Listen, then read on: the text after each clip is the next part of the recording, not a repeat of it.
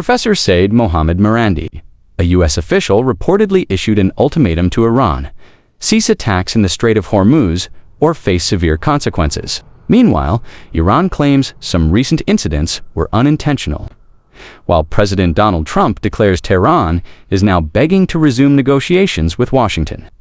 So what is really going on behind these contradictory messages?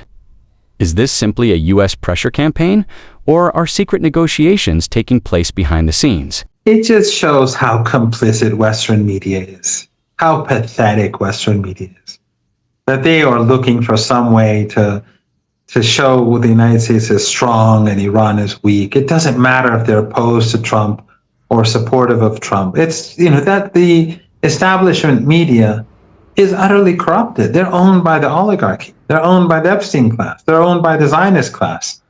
And, it was terrible before. CNN was always terrible. It was always worthless, or not worth watching. I never watched CNN. But then now it's going to be even worse. So, no, the Iranians did not ask to negotiate, and the Iranians will not negotiate with the United States. Iran refuses to negotiate with the United States. Why? Because the United States is violating its commitments. And the Iranians have said until the United States does so, no talks.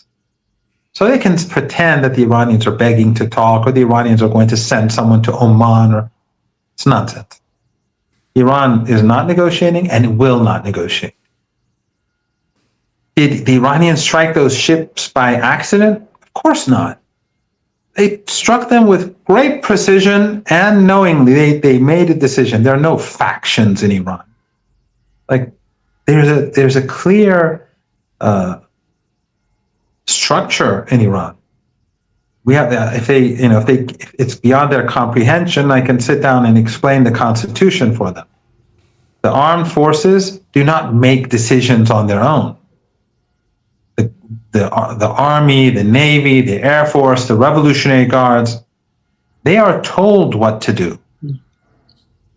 And then they carry out operations. But they say IRGC is doing this. It's just amazing to me every time. It's all nonsense. They love saying that, but they've been saying it for years. It's nonsense. The IRGC, the Army, they do whatever they do. It is in accordance with the decisions made at the highest level. The leader has to approve. If the Supreme National Security Council chooses a policy and the leader approves, because the only thing that makes it legitimate is if the leader approves. But why were the ships struck? Because they were violating the MOU. And the Qatari regime was knowingly, and the Saudis and the Kuwaitis were knowingly violating the MOU. They knew that this American corridor was in violation of the MOU.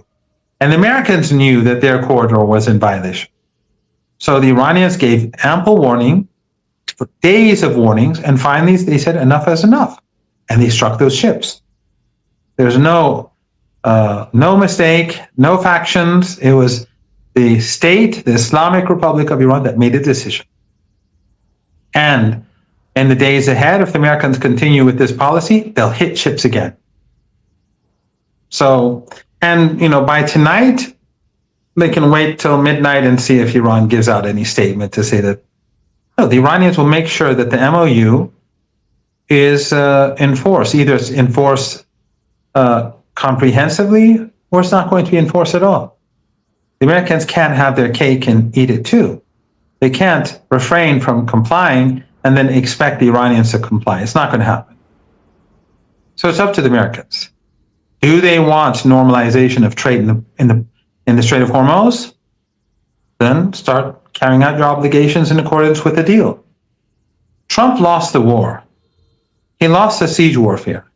He lost at the negotiating table. Now he wants to somehow gain a victory by cheating in the implementation of the deal. Iran won't have it. Is this helping the global economy? No. It's hampering the global. It's making things worse. Whereas the MOU is supposed to make things better. But Trump is unable to do the right thing.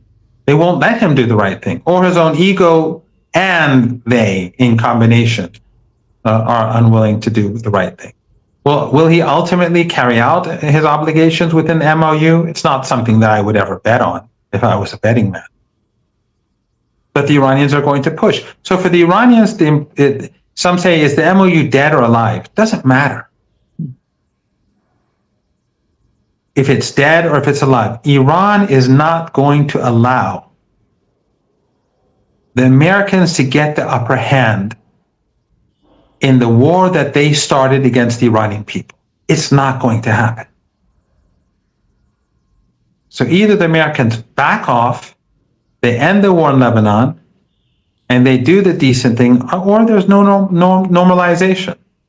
And then Trump will have to answer to the American people why things are so bad.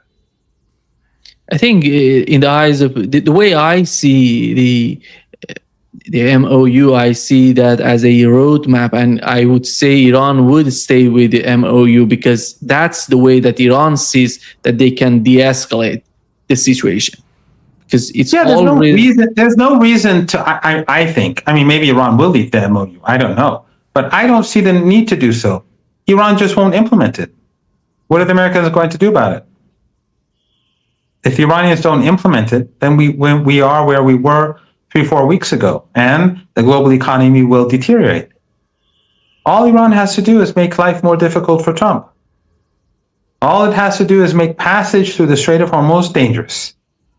You're violating your side of the bargain, you deal with the dangers. And that will make things go downhill, and this will affect and make it worse for Trump because we're getting closer and closer to the midterms, and there's no solution. Trump, if he was smart, he would have implemented the deal, and then the oil and energy and other goods that would be going back to the market, it wouldn't have normalized the situation by the midterms, but at least it would have given Trump the chance to say that we're moving in the right direction to his base, that things are going to get better. We defeated Iran, what Trump, the nonsense that he says. And now the prices are down and everything is okay, and the problems we have will be solved within the next few months, something like that. But what he's doing is that he's prolonging the crisis, potentially making it even more catastrophic. And we're moving closer and closer to November. So he's not doing himself any, and I'm surprised that they still think that they can intimidate Iran. We're going to destroy you. We're going to fire 1,000 missiles. We're going to, but you said that 100 times during the war.